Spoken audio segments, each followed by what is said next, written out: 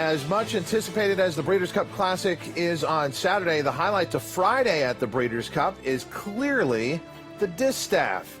Talk about a big three: Stellar Wind, Songbird, and Beholder. We start with the undefeated Songbird and her preparations leading to the Distaff out this morning at Santa Anita. Yeah, it's going to be very interesting whether she is the favorite in the Distaff. I think a lot of people feel she is just because of her undefeated record, but a lot of the numbers players are saying she's not as fast as Stellar Wind or Beholder. She looks very good in this workout, and she's got her ears pricked. Looks like she's waiting on a command and does it very, very easily. I thought this was very, very well done.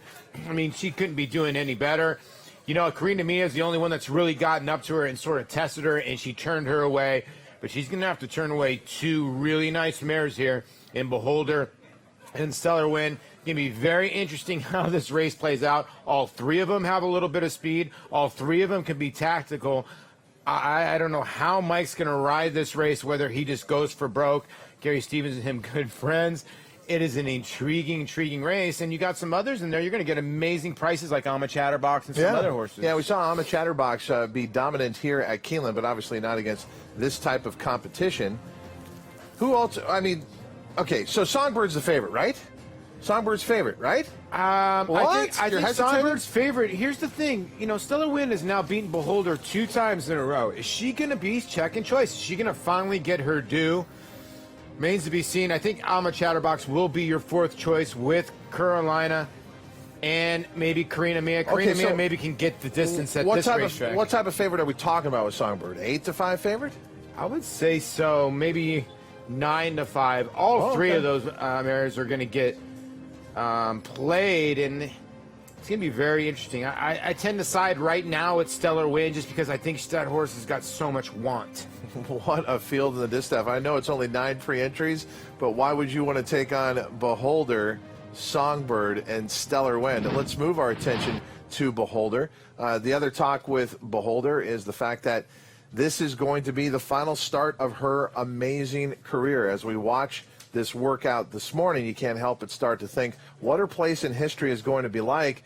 If she goes out on this losing streak, does it even affect how you view her place in history? But if she were to win this Distaff, it does enhance her, right?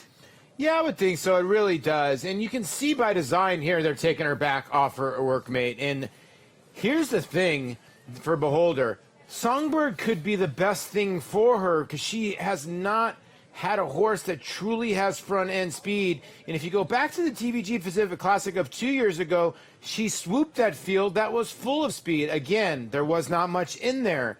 But I truly feel, and I've always felt, that she wants to be behind horses. She does not want to be on the front end. I think she gets lost. I think she gets bored, too, as well. She's not going to be on the front end. I think Gary Stevens is going to like this setup. And if a lot of people are going to forget about her, she might be laying in a good third.